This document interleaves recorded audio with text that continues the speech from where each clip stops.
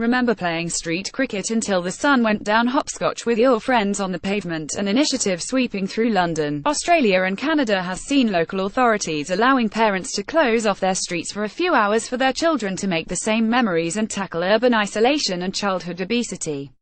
But South African suburban streets are perceived to be too dangerous for children to play on.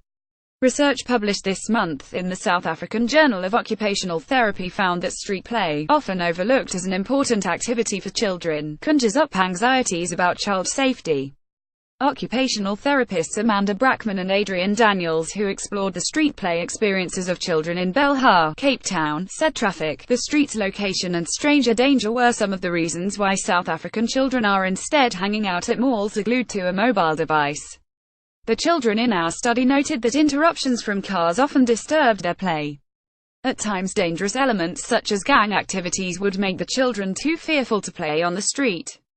Parents in other studies often cited stranger danger as a limiting factor. It's not only the street location and vehicles that concern these parents but the negative association they may come into contact with while playing on the street, they said. Ironically, Belhar children told researchers that playing on the street was one way to stay out of trouble. Marcelo Guerrero Casas of Open Streets Cape Town, a campaign to change the way South Africans see, perceive and experience, said that while traffic and crime were real issues to be concerned about, society exacerbated their fears by relying solely on perception. In other words, we have accepted as normal that streets are dangerous places instead of trying to understand the dynamics at micro level. We simply avoid the space, she said. But even if parents were open to allowing their kids to play on the street, obtaining permission to close off suburban streets to traffic is not child play. Temporary road closures are permitted subject to appropriate consultation and support from the respective line departments and enforcement units. They do take place for organized events and community happenings from time to time, said eTheQueen municipal spokesperson, Tozi Mthethwa. She said applicants would have to meet many legal requirements.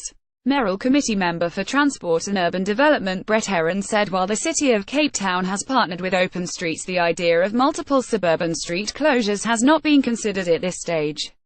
It is important to note that the requirement to ensure public safety at all times will place significant responsibility and some cost upon residents wishing to close roads.